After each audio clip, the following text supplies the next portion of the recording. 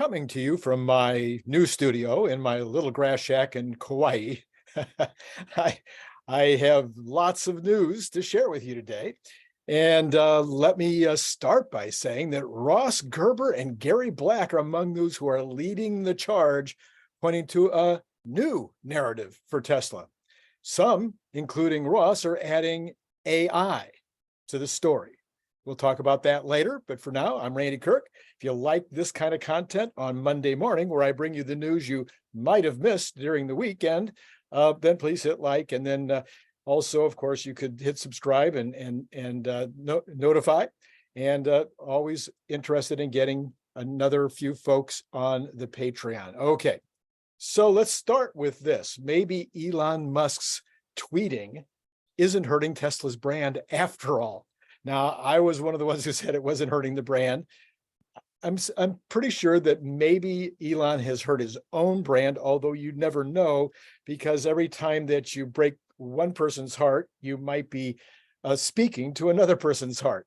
So there could be some of that going on. Most of his tweets have been political. So if you rub a liberal the wrong way, you might rub a conservative the right way, and vice versa. These things happen. So while the article that purported to say that the Tesla brand has not been harmed was not talking about Elon's brand, you could maybe make some of the arguments about Elon's brand as well. But the storyline was that city analyst, I can't pronounce his name, Itay Makali, recently looked at the quarterly data of brand loyalty and changes in consumers' preference from the S&P Global SPGI plus 0.45%. I don't know. I'm not sure that I'm giving you the right information here in terms of how to give credit to these folks. But anyway, he found that Tesla is doing just fine. Quote, Tesla continues to sport the industry's most impressive loyalty metrics, wrote Macaulay in a Wednesday report. About 67% of Tesla owners buy another Tesla when it's time to replace a vehicle or add another car in their household. The overall loyalty rate for luxury brands is about 46% compared to 67% for Tesla. So Tesla has a 21-point lead. Goes on to say that Tesla's brand loyalty has actually trended somewhat higher in recent years, dipping briefly back in 2021, likely because of supply constraints. But that might be a surprise for investors, given how controversial some of Musk's actions have been since he took over Twitter and how much EV competition has entered the marketplace. But there you go. It looks like the combination of Tesla's benefits outweigh any of the negatives that everybody was so worried about. So anyway, there's one great piece of news that would be very good for all of our stock and should put a few people's concerns to rest of that last kind of thing that might have been holding up people's enthusiasm for the future. Then I was all over the advertising thing the other day. Any place I could talk about it, I talked about it, and I said that we should have a spokesperson to do the advertising for Tesla. And it turns out I wasn't the only person that had such an idea.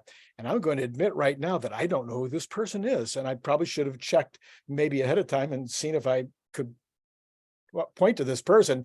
But he got a lot of activity online, offline, lots of people talking about Ryan Reynolds as a possible spokesperson for the advertising campaign. And so there you go, one more hat to throw into the ring. So then story number 3, not every American is planning to buy an EV, according to the Go Banking Rates survey, polling 1,045 Americans in May of this year, like right now. 22% of overall respondents said they did not ever intend to own an electric vehicle. The percentage was broken down, was higher among older generations of those who don't want an EV. 36% were ages 55 to 64, and 37% were ages 65 and over. Well, that was pretty interesting, because if you reverse that, it turns out that 78% of the people that were surveyed have some interest in the future of buying an electric vehicle. That is way up from the previous the previous surveys.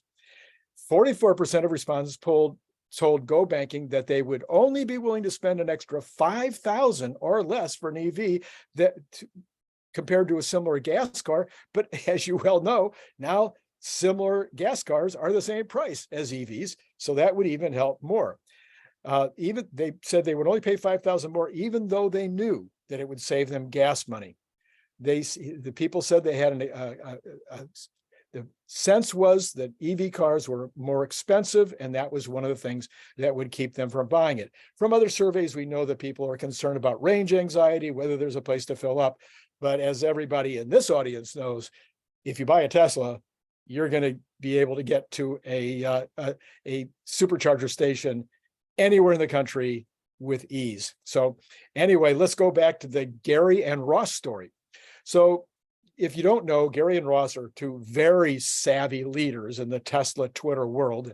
And they are both, they handle other people's money. Both of them have funds and investment companies where they are investing other people's money. And they are both big fans of Tesla and invest a large percentage of those funds into Tesla.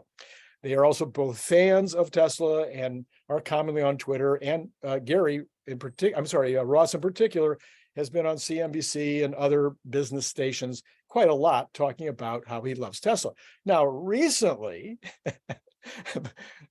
both of them have not been big fans. And in fact, the Twitter community has been especially upset with Ross for going on some of these same shows and talking down Tesla. So if you're going to do one, you got to take the hits when it goes the other way. So you know what the story, you know what these guys were upset about. They were concerned about Twitter, the purchase at all, and that it was distracting Elon selling stock, Elon's tweets, the demand issues, whether there was enough demand to sell the 600,000 more Model Ys that they're going to make this year, dropping prices, lowered margins, missing analyst sales numbers, lack of ads, and of course, whether Elon might leave the company. Well, Ross was particularly ticked, so he nominated himself to the board of Tesla. That was a very short-lived effort. There didn't seem to be a lot of interest in Ross replacing any of the folks on the board. So all of those issues now, pretty much across the board, like every issue they had has now been dealt with. And Gary and Ross are back beating the drum for Elon and the board and all the decisions that were made. They loved the whole thing.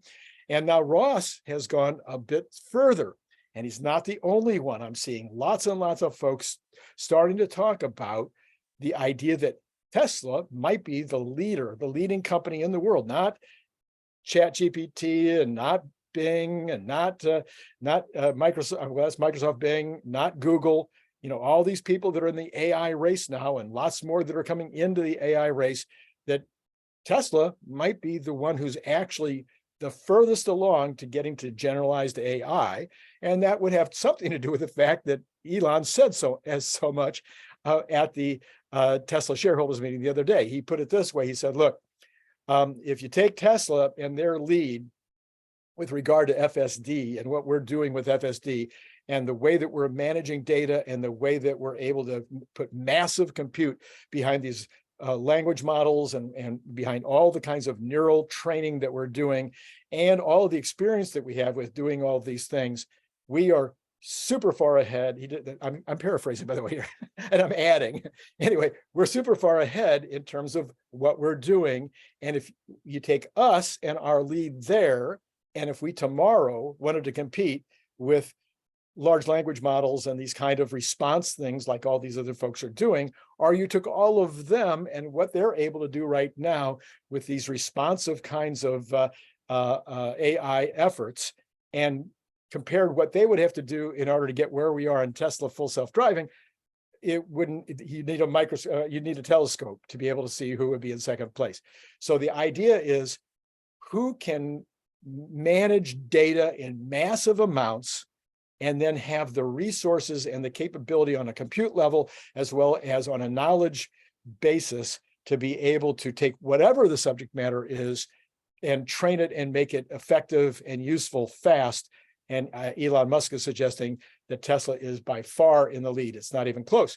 So Now we're starting to see that maybe added to the narrative. It's early days, but if that becomes part of the narrative, and again, Elon has said, we are an AI company specializing in robotics. He says that's what the company is today. It's not a car company. It's not an energy company. We are an AI company specializing in robotics. That change in that narrative could make a big difference going forward in your and my investment. So remember that I am not an investment advisor. This is not investment advice. And please hit like, and please subscribe, and please hit notify, and please join Patreon. And hey, it's been great talking to you.